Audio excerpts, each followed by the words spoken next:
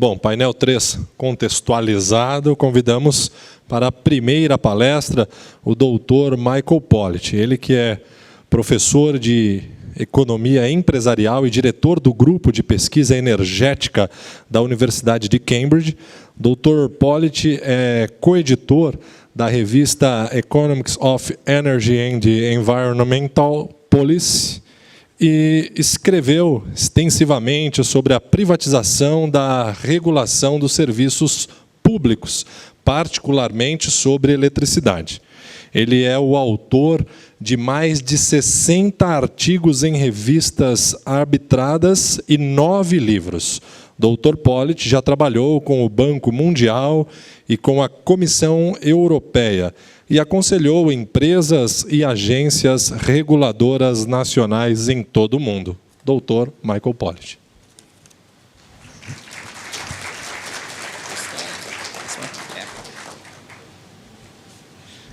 Well, hello everyone. It's a great pleasure to be here. And thank you to the organizers for kindly inviting me. It's a great pleasure to be here because I'm a great admirer of many of the things that have happened in South America. And one of the things that I'll perhaps mention as I go along is that there are things that we've learned from the South American system in the UK. So it's not just about trying to teach you things that have happened in the UK that might be useful to you, but actually it's about learning from the many experiments that have gone on around the world in how to regulate electricity systems. I should say at the beginning that as an economist, I don't predict the future. I meet many engineers who seem to know what the future will look like, whereas, of course, economists know that you should not predict the future. So although I am talking about the future, I'm not trying to predict it. Of course, I should also say that I am trying to shape it. So I am advocating some ways of looking at the future of regulation, which I hope will be adopted, because I think they make sense. Whether they will or not is another thing. Okay, so let me first of all set out the area that I'm going to look at.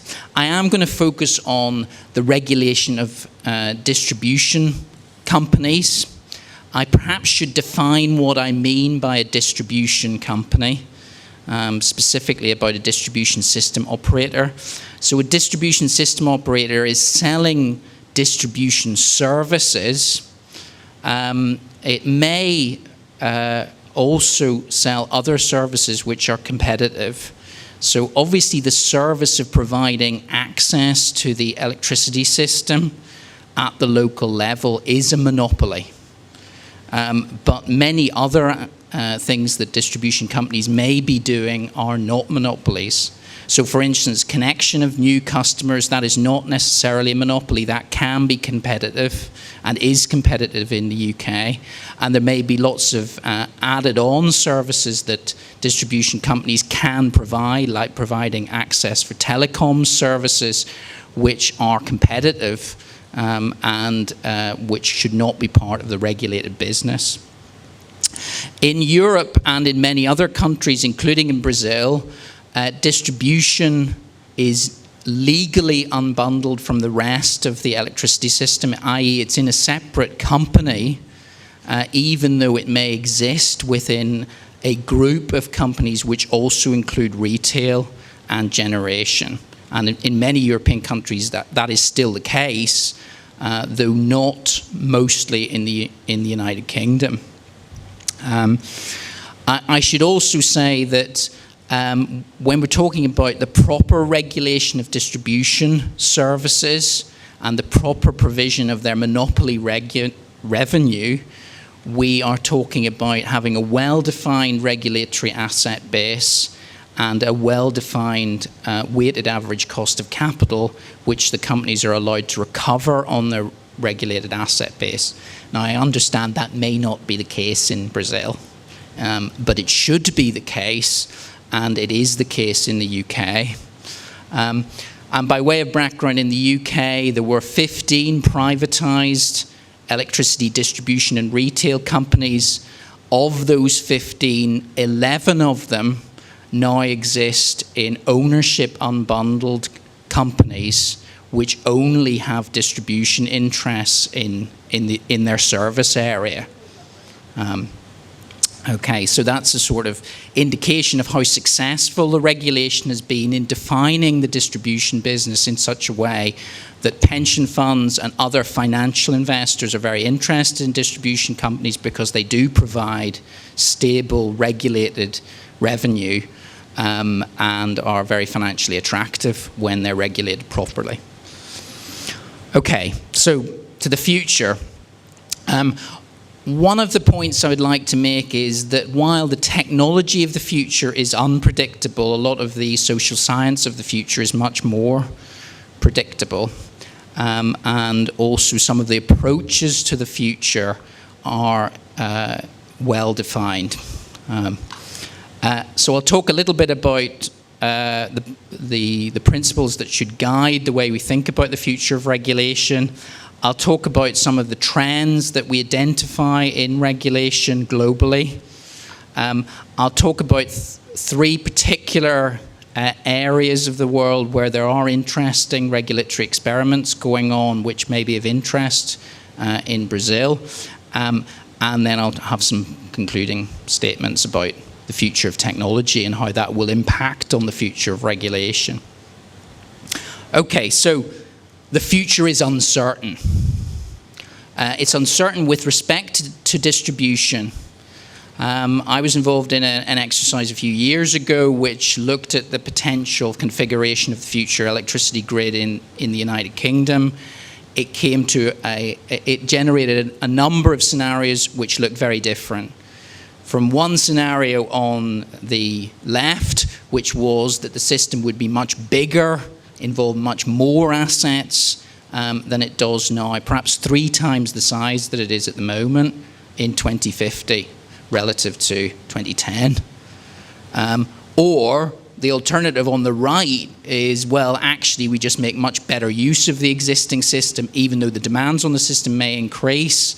Actually we can do with a network which is much the same size as it is now. Those scenarios require very different regulation to make them come about.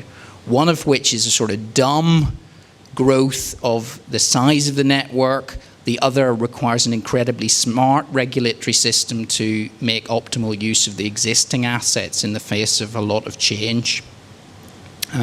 There were other scenarios in between that we looked at, one of which I'll perhaps touch on, which is the idea that the distribution system will become much more active, the distribution system operator scenario, and in a sense distribution companies will look much more like transmission companies.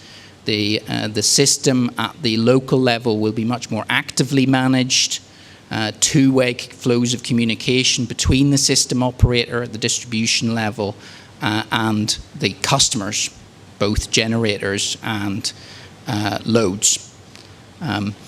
In that scenario, many of the lessons that we've learned at the system operator level for transmission will need to be translated down to the distribution level.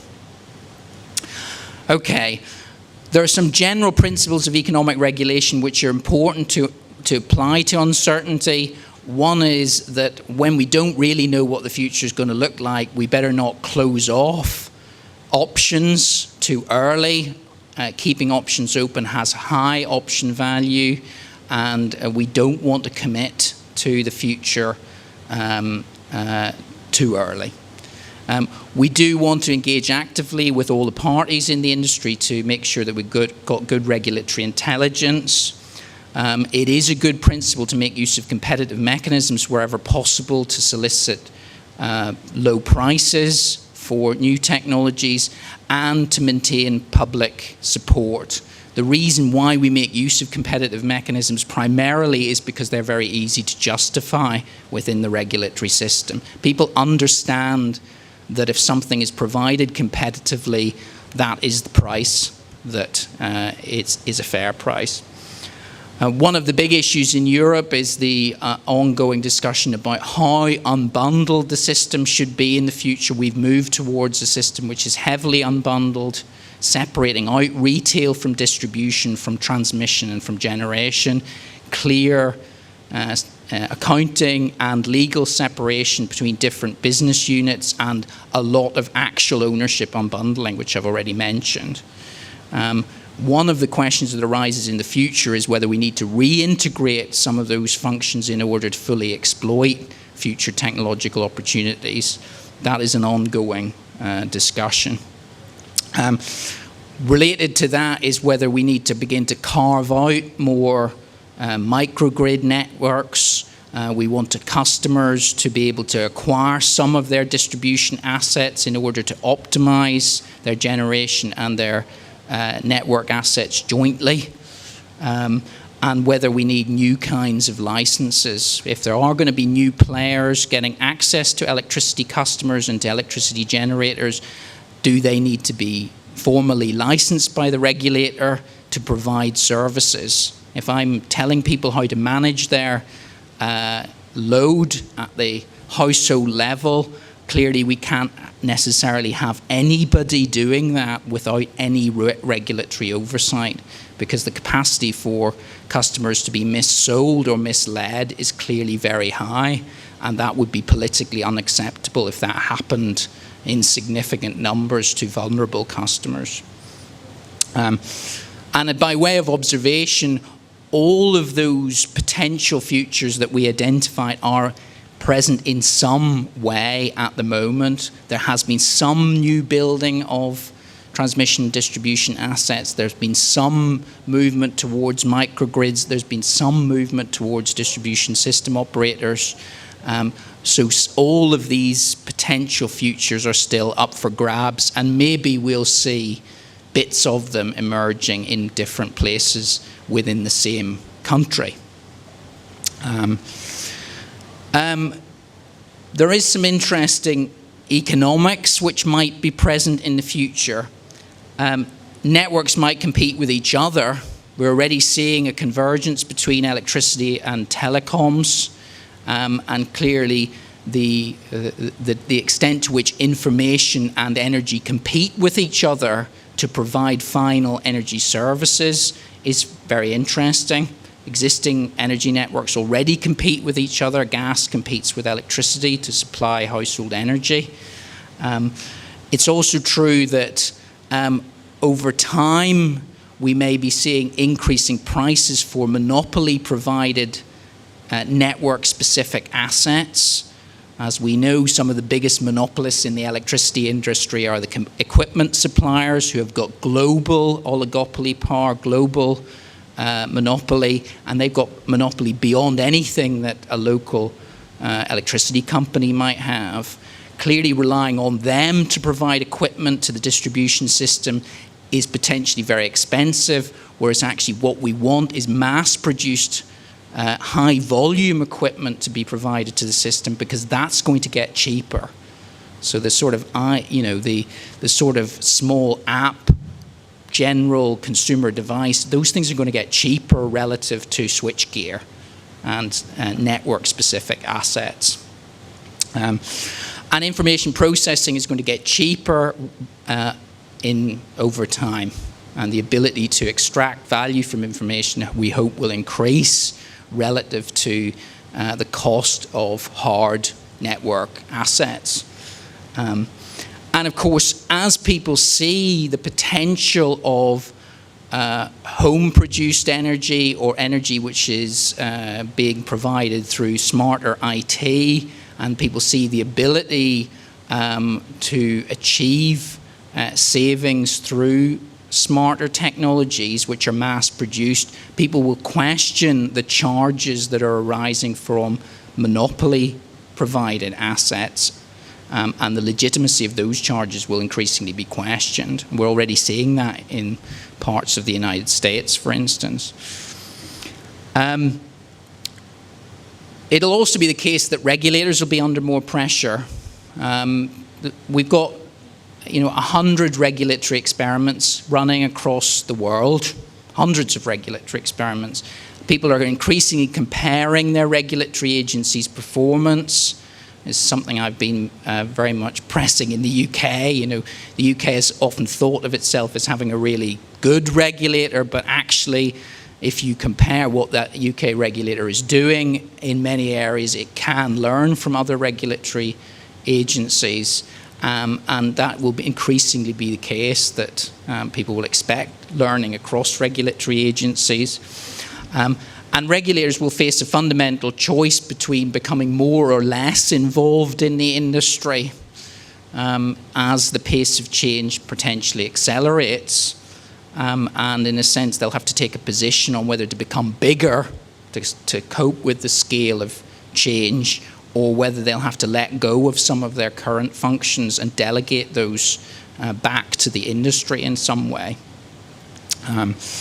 And of course, regulators should favour smart, local, labour-based solutions over stuff that relies on large infrastructure investments, often supplied by overseas equipment companies.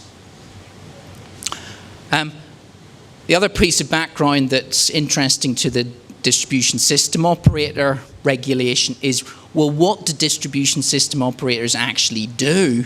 And are all the things that they do actually natural monopoly services? To which the answer is clearly no, they're not all natural monopoly services. Yes, the wire into your house may be a natural monopoly, but a lot of the services which the distribution company is providing around that wire access, those things are potentially competitive, particularly some of these power quality related aspects. So yes, the wholesale market supplies energy, but the distribution company is responsible for the quality of that energy as it enters the customer premises. Okay, what about some trends in regulation itself? And here I draw on the experience that we've had in the UK with a significant review of our system of regulation. We used to have a system of regulation called RPI-X, where regulated charges for distribution and transmission companies went up at the rate of inflation minus an efficiency factor X. We had a review of that, timed to coincide with 20 years of having RPI-X, and that review focused on a number of elements, some of which are very interesting and important. And I'll talk about some of the elements that were looked at and the fact that they are generally applicable within regulation. We have now had the outcome of the review. A new system of regulation has been implemented called RIO, where the regulated revenue of the distribution company has been more related to the incentives around providing quality on the distribution system, promoting innovation, and focusing on a wider set of outputs than just the provision of energy to the household. Okay, some of the things that we talked about in the review that have at least partly been implemented and are trends in future regulation are, well, can't we have a much more active negotiation between buyers of network services and the monopoly sellers? And we've moved towards a much more active engagement process for that. We've also, something which you're very familiar with down in Brazil, on the generation side, there's been a lot of talk about making much more use of auctions on the distribution and transmission side of the business. Why is it that the distribution or transmission company would have a monopoly in the provision of new assets? Surely those could be competitively provided. That would make regulating their income very straightforward, because the regulated income would simply be the price arising from the auction for those services. Much more attention to promoting more competition across distribution systems. And I'll talk a little bit about the example of New York in providing much more access to the distribution system for the competitive provision of services across it. Promoting innovation, there's still lots of things we don't know about the future. Distribution companies have a monopoly of access to the physical network at the local level. They should be involved in much more experimentation on what the future might look like. Clearly, they can block experimentation quite easily. Lots of people who might want to run experiments across their networks aren't able to unless they've got active participation of the distribution companies. And promoting that sort of innovation is very important for the future. And do we need more or less unbundling? We've seen massive amounts of unbundling in the telecoms network, right down to the local loop, that last mile of telecom wire. Do we need more in the distribution system, or indeed less, as I suggested earlier? The future of unbundling is really quite important in the distribution system.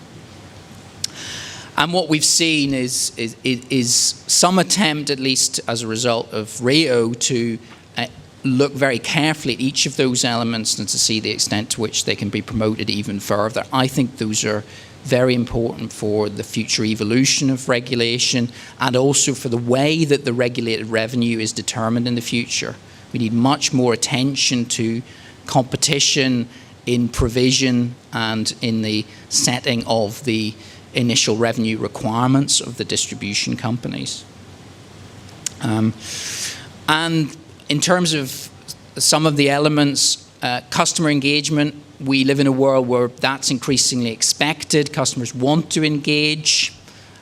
Quality of access to the network needs to be strongly incentivized. So one of the big issues in the UK is there's lots of distributed generation. It wants to connect quickly to the network. It wants to get quotes for how much it would cost to connect to particular parts of the network very quickly. And that now has been strongly incentivized by the regulator under Rio. That rapid provision of information, rapid connection of new small generators to the system. Promotion of innovation funding, I'll talk specifically about that. Is there pressure for more unbundling? So we've seen at the transmission level the separation of transmission asset ownership from system operation. You have a independent system operator in Brazil. In many parts of the United States, that's also the case. That is a trend globally. The question is that something that's going to happen at the distribution level as well? Is it will the distribution system operator be separated off from the distribution assets? Question mark. Or indeed the system operator at the transmission level simply take over more of the functions at the distribution level, each of which is possible. And indeed, people are already thinking about that. And of course, new business models will evolve. One of the things I'm very interested in is the role of the public ownership in the electricity system. We've seen much more innovative public ownership entities emerge. In the UK, we've experimented with not-for-profit entities which are limited by guarantee, a sort of new type of public ownership, which may be a way of keeping the cost of capital down, but legitimately regulating the charges of parts of the electricity system. So regulators will be faced with a choice in a more complicated future. Do they give up some functions potentially to independent system operators who will increasingly do the real-time regulation of the system and do a lot of the network planning? And the regulators simply focus on oversight of the system and monitoring the fact that it's performing well, rather than what we've seen in many jurisdictions, including in the UK, regulators increasingly being drawn into individual investment decisions, which is clearly not sustainable in a technologically rapidly changing environment. And indeed, I was having a meeting with the Secretary of State for Energy and Climate Change in the UK just last week, and my number one suggestion was to create an independent system operator in order to shift a lot of the functions of the independent regulator into the system operator, and to have much better real-time regulation of the system, and indeed much better strategic regulation, because because the regulator would no longer be involved in short-run decision-making and individual decisions about new transmission lines, for instance.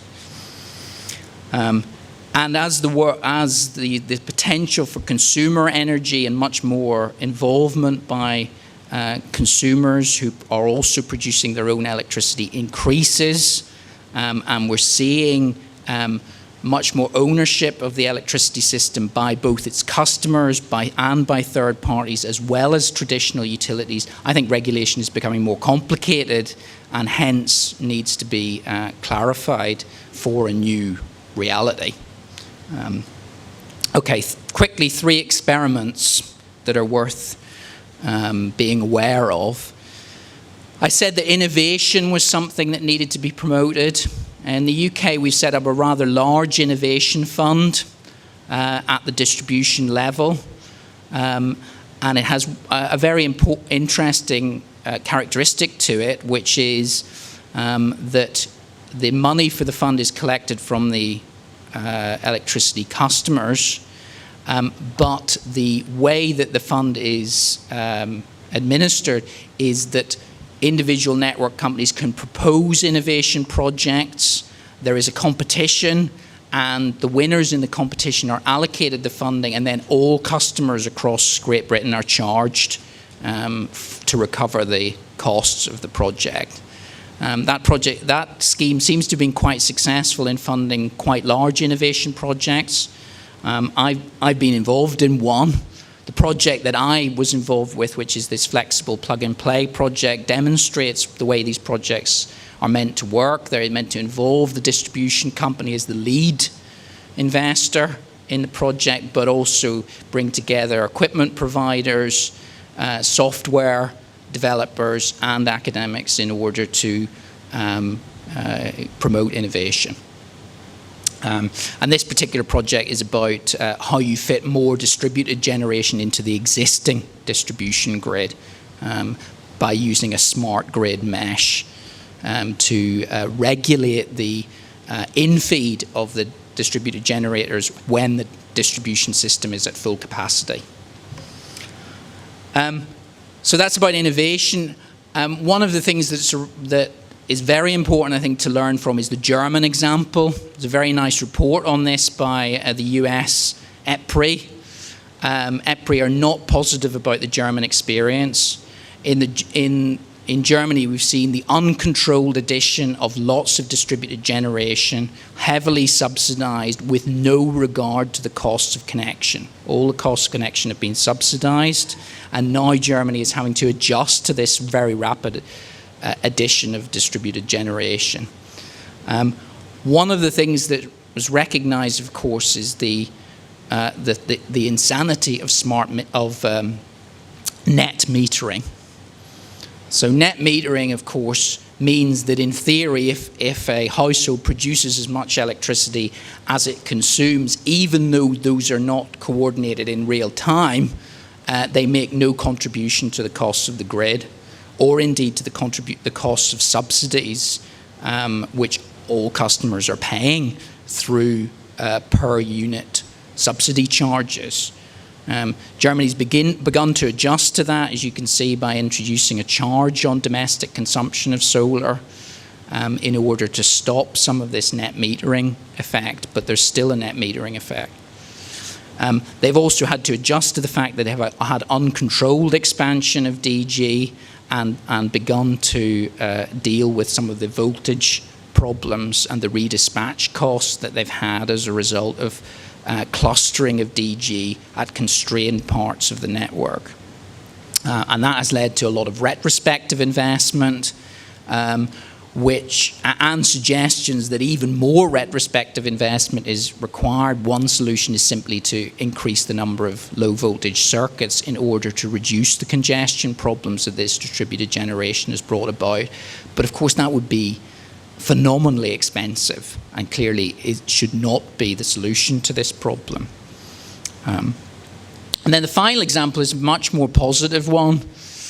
In New York, state of New York, they've got a new proposal for the creation of a distribution system platform where the distribution utilities are going to be charged with promoting distributed energy resources, both distributed generation and demand-side management measures.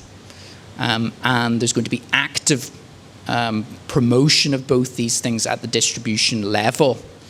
And essentially what this is about is promoting some of the functions of the independent system operator at the transmission level down to the distribution level.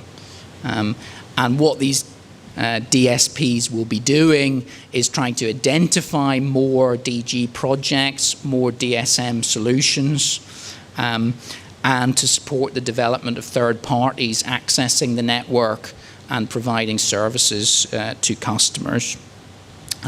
So it's very much a sort of smart grid, more active electricity system policy. And indeed it involves extension of market functions down to the distribution system operator level. A very interesting experiment worth watching, I think. Okay, the future. I think one of the things that's very important about the future is there are some big technological trends out there. The most interesting one from an economic point of view is the idea that there's going to be increased transaction resolution. The idea that we're going to get more real-time information on people's consumption and more information potentially on the consumption of each electricity consuming device that people have. The question is what will end up being done about that. So there's no doubt that increased computing power will drive that increase of information, and clearly some people may be able to make money from that increased amount, that increased resolution of information. And there are new technologies out there. These have all been mentioned. The Tesla battery is an interesting technology which will allow much more local demand-side management to take place within the distribution system. We've heard mention of electric vehicles and their potential to affect both positively and negatively the electricity distribution system. The thing we don't know is how significant any of these technologies are really going to be. The other thing that's interesting about future technology is communication between devices. So not just the idea, as we've heard mentioned already, that customers might respond to time of use prices. It's the idea that machines may talk to one another. So the final, the next industrial revolution is about your device communicating with the system about what the price is, and your device deciding whether to buy or sell electricity. It won't be you involved in the decision. It will be completely between the machines, both on the buy side and the sell side. And of course that is potentially very significant because one of the major barriers to demand-side management and demand-side participation is most people are not interested in interacting with their electricity supply in real time. A few engineers are because they find it interesting, but most people don't care. So if the machines can do it all, maybe there will be some advantage. But there is some economics in here which is very important. As people get richer, they get less interested in electricity. They get less interested in the price of electricity. They get less interested in interacting with their electricity system. As I get richer, it's somebody else's problem. It is also the case that distributional issues are very, very important. Regulators are fundamentally concerned with poor customers and the impact of technology on poor customers. One of my engineering friends likes to say, you know what, in the future, people who've got smart devices will pay a third of what people who've got dumb devices will pay. That is not going to happen. No regulator on earth will allow rich people to pay a third of what poor people are paying. That is clearly not going to happen. And interestingly, and there's going to be additional concerns. Cyber security and privacy are big issues as people get richer. They really care about these things, and especially where the benefits of transferring information are small, which they are in electricity, but the cost could be large if you had a data loss which led to your house being burgled. Clearly, the future is very vulnerable to scandals around data being mishandled in the electricity system. So customers will very likely value the same things that they value at the moment as we go into a smarter future. Regulators are going to think about the same things that they think about now. But of course, regulators should promote socially useful developments. I think the challenge for the industry is to move beyond experiments which we all enjoy to things where you can demonstrate that new technology is actually producing benefits for customers. That is not clear at the moment that new technology is really doing that. Even something like smart meters, clearly some people benefit from having a smart meter, but in general, the cost-benefit analysis at the whole energy, the idea that lots of energy service companies will be offering dodgy financial products to customers, particularly poor and vulnerable electricity customers, again, that's not going to be allowed to happen in most jurisdictions. So there's going to be heavy financial regulation against mis-selling of electricity products in the smart future. And indeed, the implications of all this increased smartness for poor customers who can't understand what many of these products actually could do for them is going to be very important. And the idea that poor customers will end up paying more because they don't have an electric vehicle, or they don't have a pool, or they don't have a air conditioning is clearly not consistent with the past history of regulation of the electricity industry. Thank you very much.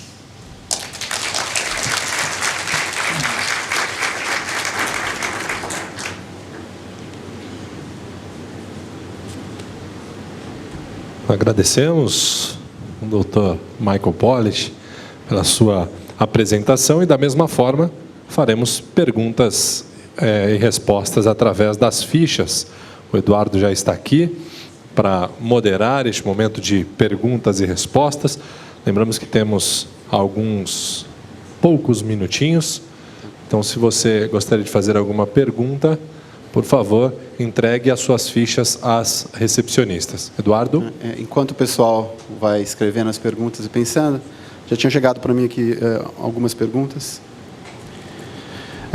Professor, thank you very much for your presentation. Before everything else. O senhor estaria sugerindo que a regulação por preço teto chegou ao seu limite? Se sim, como implementar o regime de receita teto sem gerar instabilidade? So, is price cap regulation reaching its limit? No, I don't think that price cap regulation is reaching its limits. I think that what's reaching its limit is the ability of regulators to cope with the potential pace of technological change in the future.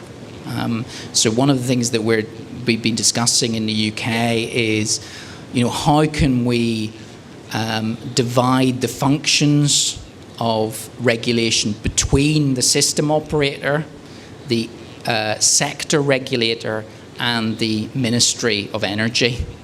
And getting that institutional division of functions correct is the challenge of future regulation, beyond simply calculating the allowed revenue of the monopoly distribution company.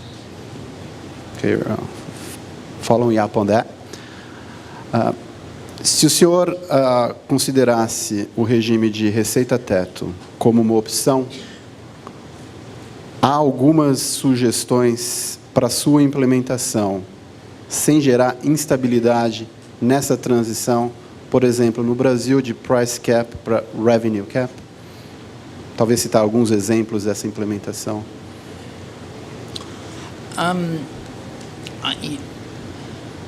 I think the difference between price cap and revenue cap is not necessarily material.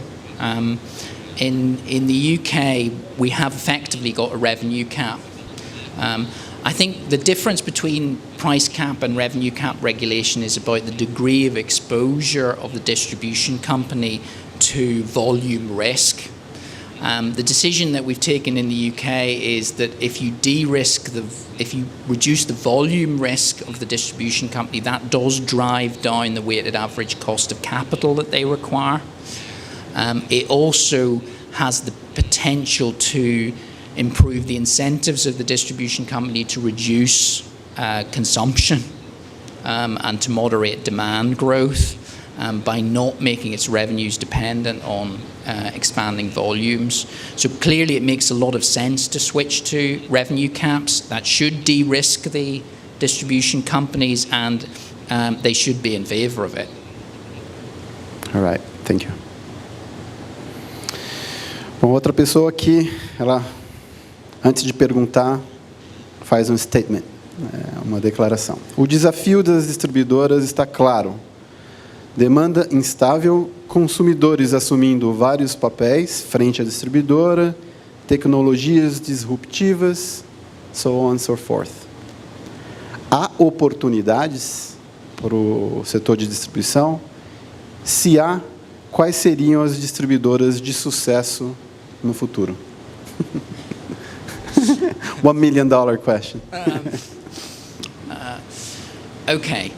I had an interesting discussion in the UK with one of the distribution companies that I'm involved with, where we were discussing the idea that distribution companies had an incentive to expand their regulatory asset base. And actually what they said to me was that actually their investors were interested in a stable regulatory asset base and didn't have much interest in promoting the expansion of the regulatory asset base. So what we should distinguish between is the stability of the return on the regulatory asset base and opportunities for increasing the regulatory asset base. It is perfectly possible to be in a fast-changing environment where the existing regulatory asset base is protected by regulation and your return on your existing assets is insured. The increase in the regulatory asset base arising from new opportunities, that is clearly a competitive business, and some existing distribution companies will do well in that business. They will do well at expanding competitive services, but it will be a completely different business line. So one example from the UK is that many distribution companies initially had their own construction business, which did new works and provided general electrical installation services to customers. Almost all of them got out of that business, and only one or two have survived as big electrical service providers. And that's a good example of how, yes, some people will make it in the competitive space, but most people will choose to retrench and focus on their core business. Okay, and it's a follow-up question on that. A gente falou aqui de distribuidora de futuro. Existe, na opinião do senhor, para acompanhar a distribuidora do futuro, um perfil de um regulador do futuro? Um regulador que pense diferente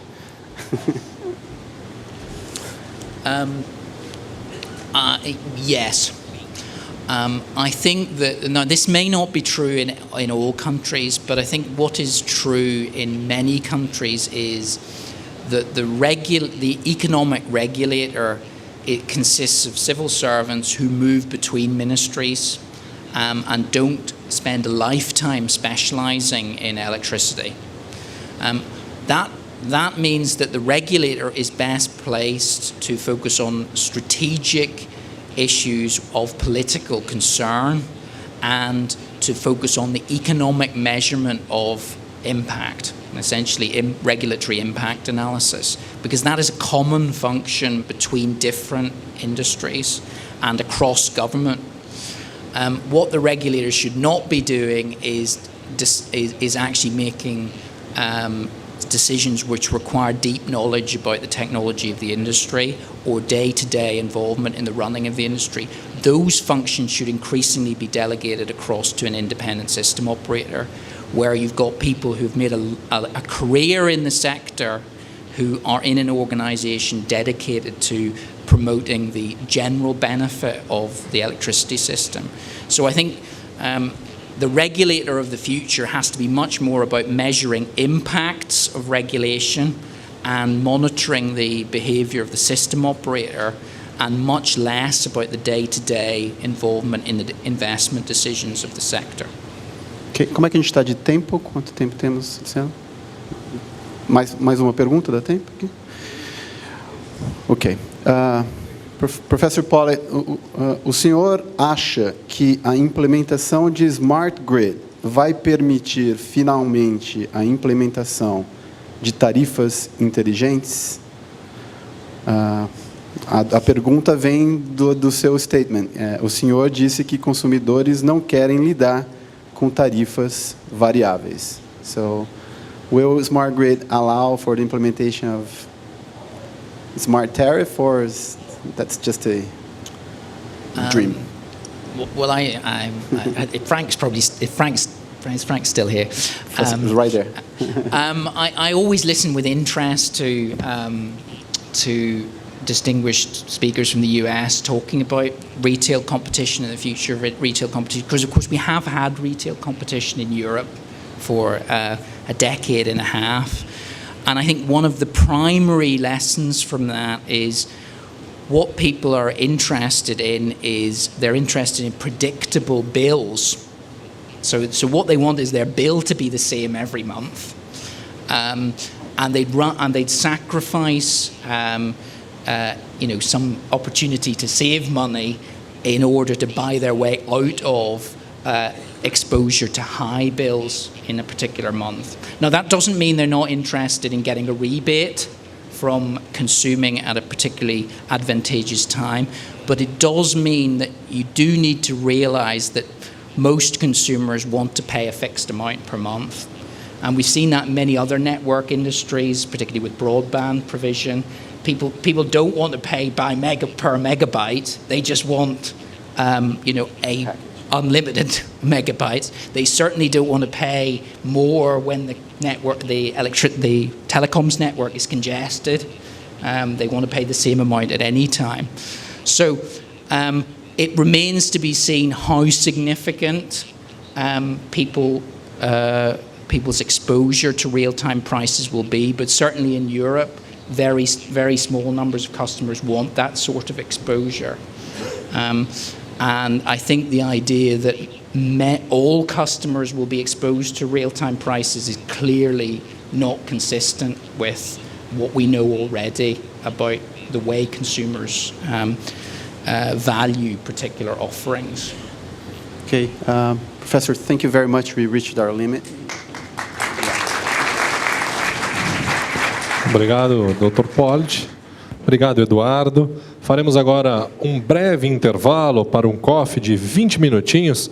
Retornaremos pontualmente às 3h30. Lembrando que tanto este coffee quanto o da manhã, ele é oferecido pela Queiroz Galvão. Voltamos às 3h30 para a palestra do Tiago Correia.